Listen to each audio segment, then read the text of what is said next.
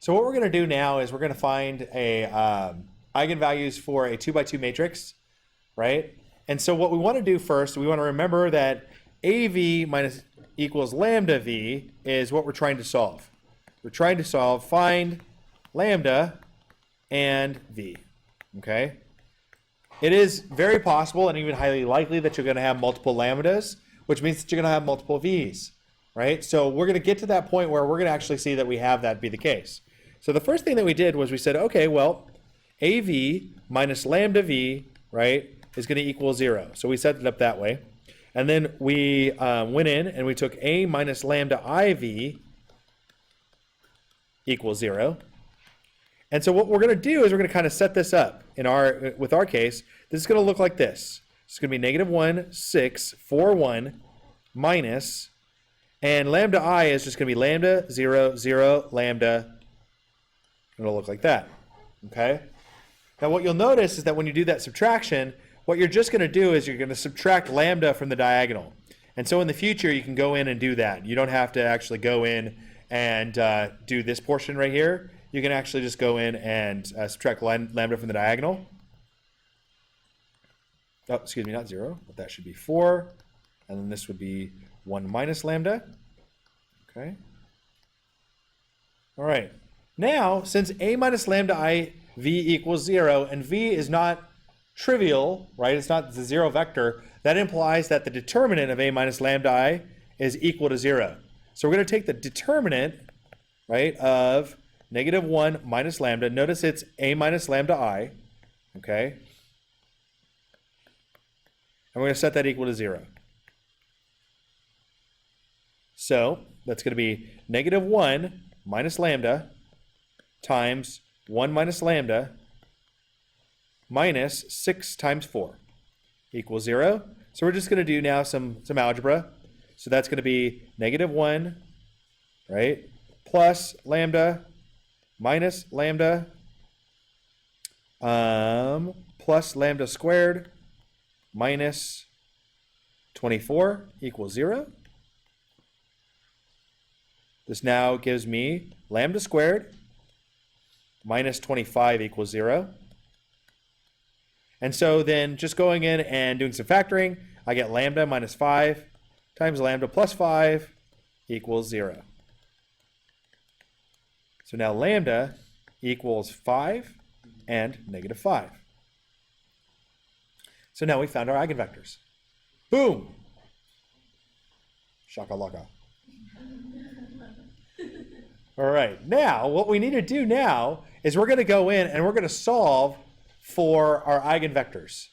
And if you remember A minus lambda IV, right, is going to equal 0. Now we know what lambda is, so we can actually go in and we can, in fact, find V. We're going to have enough equations to solve for all of our variables, okay? So I'm going to go in here, and this is now going to be, so you're going to have negative 1 minus 5. So we'll do it for lambda equals 5 first. Negative 1 minus 5, 4, 6, and 1 minus 5. Okay? Multiply that by V and set it equal to 0. So this gives me now negative 6, 4, 6, negative 4 equals V equals 0. Oh, well, here's the deal. The solutions to that system are the null space for A minus lambda I, or A minus, in this case, A minus 5I. So what we want to do is we want to find the null space. We want to find the null space for A minus 5I. Okay? And so if I look here, right, this is simply going to, when I go in and I row reduce, I'm going to end up with, so RREF of A minus 5I, right, is going to equal, well, first, it'll be negative 6, 4, and 0, 0, right? And then if I go in, this is going to be then equivalent to 1, negative 2/3, 0, 0, right? And that means that the null space of A, right, this is just 1 x1 minus 2/3 x2 equals 0. And so my null space now is simply going to equal 2/3, comma 1. Let's cut that.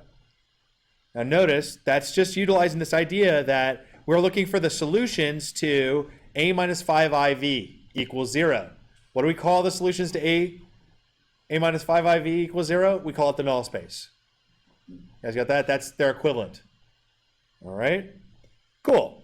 So now I have it, right? So when lambda equals 5, we'll call this lambda 1 equals 5, then v1 is going to equal, right, 2/3 1. Let's check it. Okay? So we had A originally. So we'll remind ourselves that A was originally, so A v1 is going to equal -1, 4, 6, 1 times 2/3 1.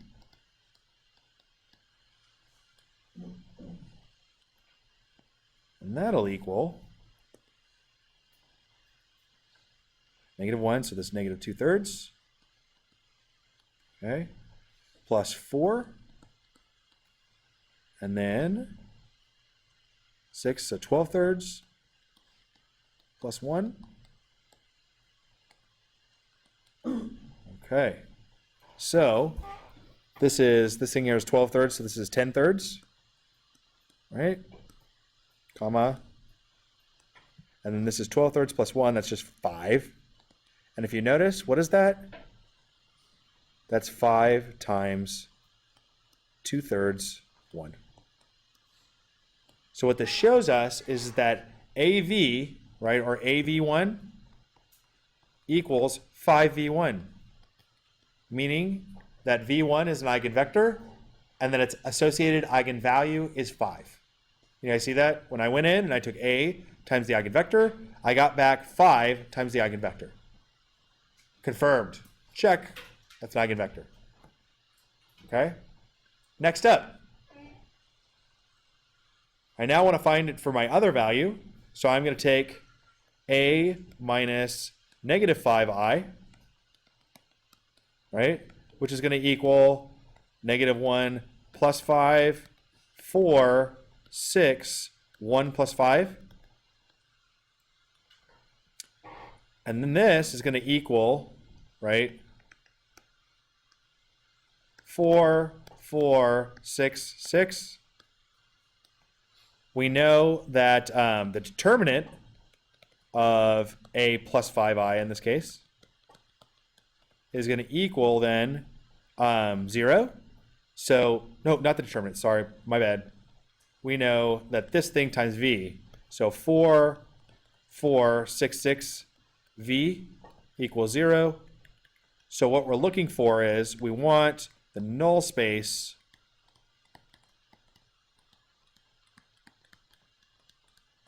of A plus 5i. Okay, well, that's not too bad. We can actually see that RREF of 4, 4, 6, 6 is going to equal 1, 1, 0, 0, right? Which implies that our null space is going to equal, right, -1, 1. Cool. So for lambda equal to -5, right, we look for -1, 1. So let's check and confirm. We've got confirm.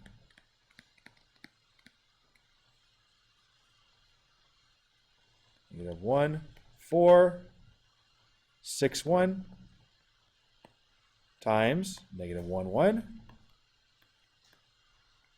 equals, so this is now 1, that should be 5.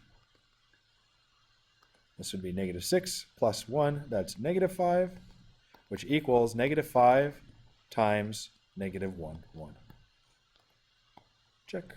So A v2 equals lambda v2. How we write these is we're going to say for lambda 1 equal to 5, v1 equals 2/3 1, and for lambda 2 equal to -5, v2 will equal -1, 1. Conversely, you could also write it as lambda equals 5, -5, and then in order, right, our v's, v1 and v2, will end up equaling 2/3 and 1. Make sure you don't confuse which eigenvalue goes with which eigenvector. It's an important distinction.